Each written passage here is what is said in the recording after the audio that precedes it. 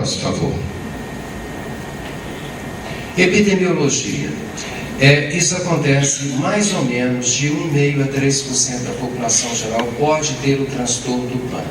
Ter o ataque de pânico isolado, cerca de 10% das pessoas.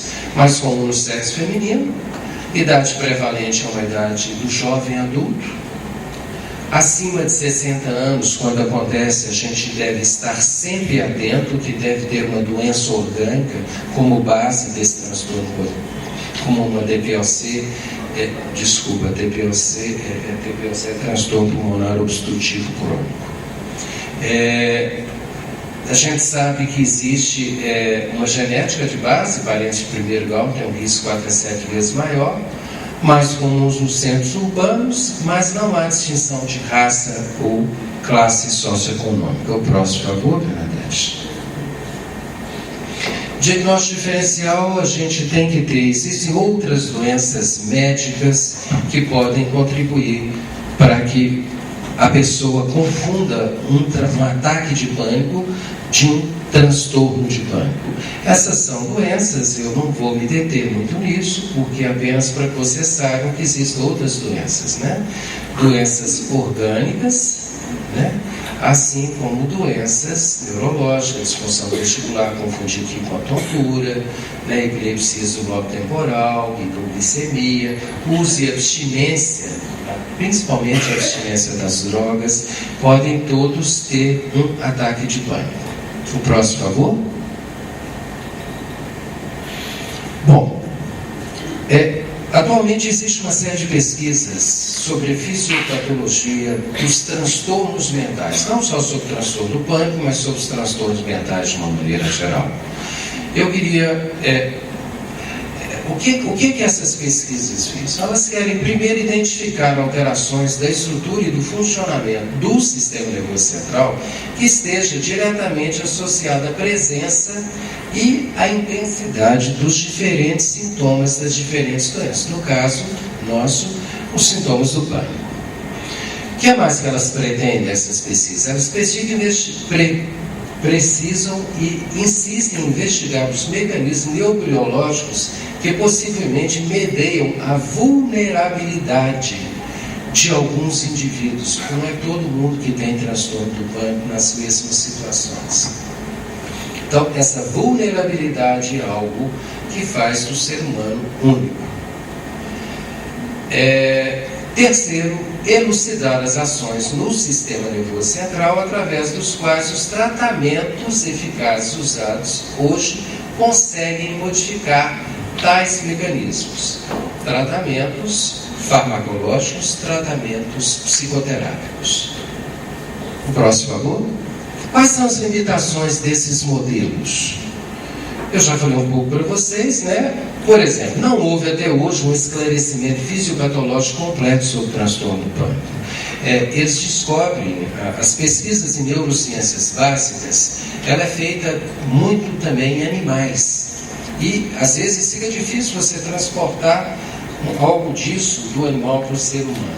Mas, de qualquer forma, é importante lembrar isso, eu gostaria de lembrar a vocês, que as variações estruturais e do funcionamento cerebral associado aos sintomas mentais constituem o resultado final de uma interação complexa e dinâmica entre influências causais, genéticas, fatores de riscos ambientais, biológicos e físicos, fatores de estresse psicossocial e a forma através da qual a personalidade do indivíduo reage a esses fatores. Ou seja, são tantos elementos que interagem que fica muito difícil e muito simplório você dizer que foi uma descarga do lóbulo cerúleus que disparou a noradrenalina e provocou um ataque de pânico. Eu queria passar isso para vocês, para que vocês tenham uma ideia. Eu vou falar um pouco sobre a neurobiologia, não é exatamente isso. O próximo, mas também, além das limitações, né, a gente, como diz o professor Geraldo Lusato Filho, nesse livro, Fisiopatologia dos Transtornos Psiquiátricos, foi lançado há 2 anos atrás. Quem se interessar por fisiopatologia é um excelente livro. Dentro desse dinamismo, deve-se considerar também que os mecanismos cerebrais subjacentes aos sintomas podem sofrer variações ao longo do tempo, seja em função dos tratamentos, e mais uma vez eu volto a dizer, tratamentos farmacológicos e psicoterápicos, especialmente no pânico. A gente vê o resultado disso, pesquisado, publicado em inúmeras revistas, seja em função da própria progressão crônica da doença. Nós sabemos que tem alguns transtornos de pânico que evoluem com a cronicidade, ou mudanças desfavoráveis ou favoráveis, que são os fatores do nosso dia a dia. Próximo, por favor. Portanto, em pacientes com transtorno do pânico, a resposta de luta ou fuga não está ajustada corretamente. Lembra que eu falei para vocês, por exemplo, se tocar um alarme aqui de incêndio. De alguma forma, isso vai disparar. Os sintomas de pânico, eles ocorrem em função de estímulos inofensivos ou mesmo na ausência de qualquer estímulo. Às vezes a pessoa está tranquilamente na sua casa, vendo uma televisão, ou lendo um livro, ou então deitada, descansando à beira da piscina, e ela pode ter um ataque de pânico, que são os ataques de pânico espontâneos. Tá bem?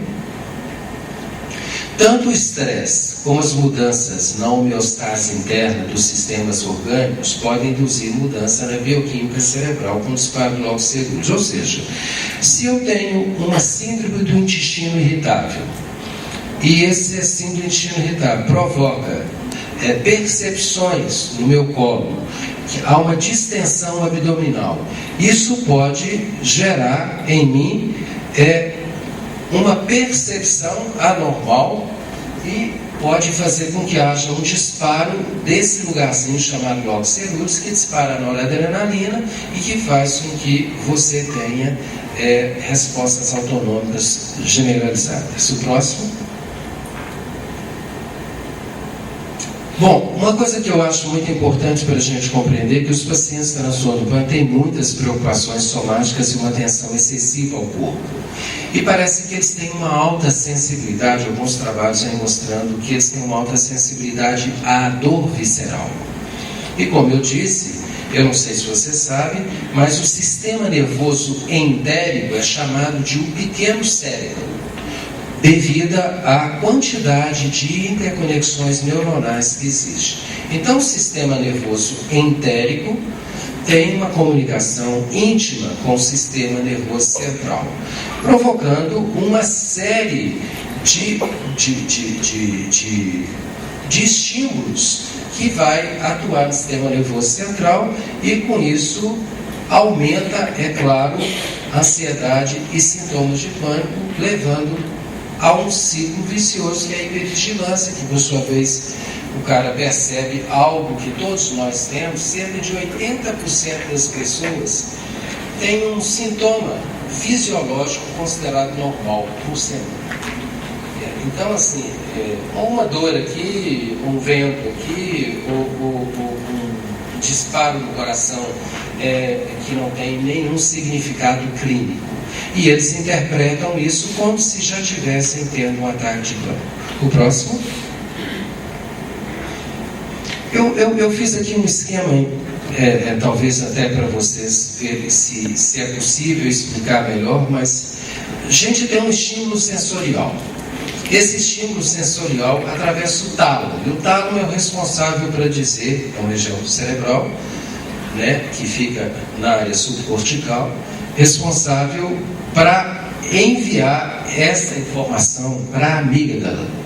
A amígdala também, ela vai organizar e disparar as respostas. Algumas pessoas, alguns pesquisadores acreditam que não seja a amígdala, que seja o locus ceruleus, que é o organizador e que dispara essas reações para o corpo. Mas isso não importa. Como eu disse para vocês, existe uma série de limitações nesses estudos.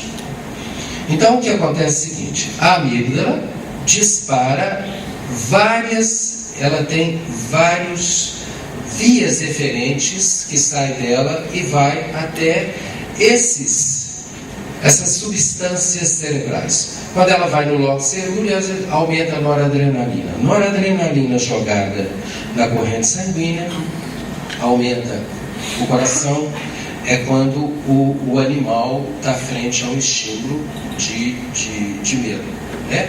Aumenta a batida do coração, aumenta a pressão arterial, a pessoa fica tensa, rígida e se prepara ou para lutar ou para fugir dessa ameaça. Acabou? Tá. Então, já eu pedi para o João falar 10 minutos, você deve ter tentado falar para mim N vezes e eu não vi, desculpa, obrigado. Mas então, o que eu queria dizer para vocês é exatamente isso. Então, todos esses órgãos, ou todas essas substâncias, eles vão disparar a noradrenalina, dispara o sistema nervoso simpático, atua aqui na glândula suprarrenal, liberando glicocorticoides, que são neurotransmissores do estresse, aumenta o ritmo respiratório no núcleo parabraquial. E o próximo, por favor? Então eu vou dar uma rapidinha só para fechar, por favor, o próximo. Doutora? O próximo. Tá com ele. Complicações, nós já falamos, sentimentos de desmoralização, desamparo, abuso de dependência de álcool, uso inadequado de benzodiazepinas, sedativos e hipnóticos, suicídio. Mais um. O próximo, por favor. O curso. Como é que é o pânico? Parece que uma boa parte tem um curso crônico, alguns podem ter exacerbação dos sintomas após anos de remissão. Tá? Mas alguns estudos acreditam que cerca de 33% dos pacientes, mesmo depois de interromper o tratamento, seja psicoterápico ou farmacológico, permanecem bem. E outros mostram uma prevalência um pouco menos generosa, como esse estudo de 10 a 12%. O próximo. Tratamento. Pode passar o prognóstico negativo, pode passar. Eu quero só falar com vocês agora sobre o tratamento, eu vou dar uma enxugada nisso,